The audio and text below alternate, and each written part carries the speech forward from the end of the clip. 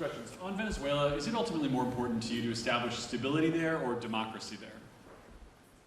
Well, you're talking about maybe the same thing. I mean, you're talking about stability or democracy. I don't know. To me, it's almost the same thing. We want stability, but we do want democracy. Ultimately, it'll be democracy. Peter? I do have a policy question to President Trump, but I'm having a hard time seeing here. I see the American flag lapel pin. What is the other lapel pin on your Somebody jacket? gave me this. You know what that is? That's called a happy Trump. And consider the fact that I'm never happy.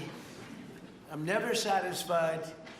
I will never be satisfied until we make America great again, but we're getting pretty close, I'll tell you what. This is called a happy Trump. Somebody gave it to me, I put it on. Thank you. And the policy question. How much money are you thinking of giving people in Greenland to get them on board with a possible U.S. I'm not talking about money for Greenland yet. I might talk about that. But right now, we are going to do something on Greenland, whether they like it or not.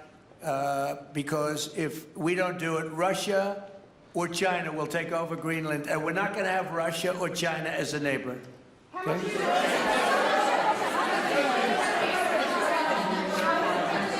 I would like to make a deal, you know, the easy way, but if we don't do it the easy way, we're going to do it the hard way.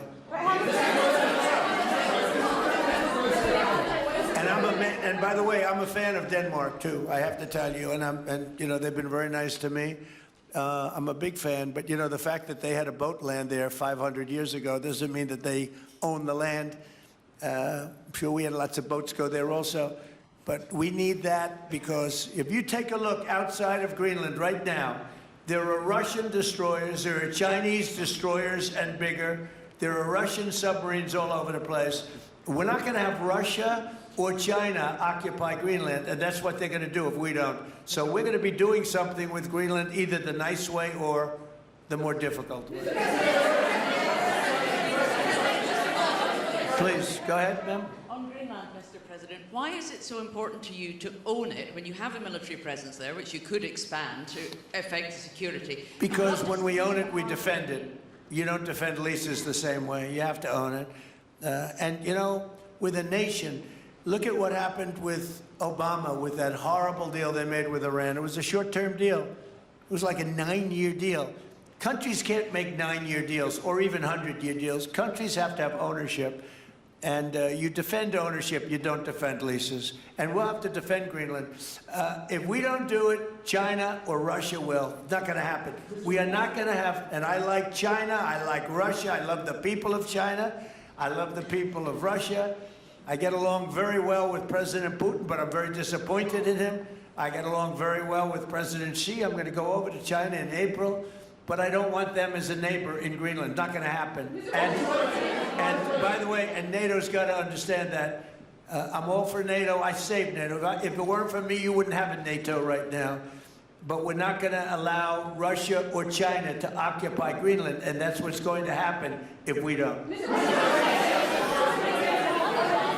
Go ahead. On the economic report that came out today, Mr. President, one, can you respond to that? And two, it was an amazing report. The most amazing thing is government jobs are way down, and yet the unemployment or the employment numbers are very good. We've gotten rid of tremendous numbers of federal government jobs. Nobody's ever seen anything like it. And yet the employment numbers are very good. They're really getting better. But now we have all those people to work in the private sector for a lot more money. I think that's one of the very big things. The other thing is at 5.4%. And remember, this is after we had a shutdown. And that shutdown had an impact because the concept of the shutdown, even though it's before, people knew we were going to be shutting down. A lot of bad things happened. And by the way, on January 30th, you may have another shutdown. We'll see what happens. But I think the numbers, Caitlin, were really amazing. Look, to think about 5.4%, nobody thought that. They thought it was going to be 2%. And you know what it is? It's tariffs. And it's also November 5th. We had a great election, a great election. Our country was dead 1.5 years ago. And now we have the hottest country anywhere in the world. And I hope you guys were impressed. 5.4%. And we haven't even really transitioned yet. There's no reason it can't be much, much higher than that.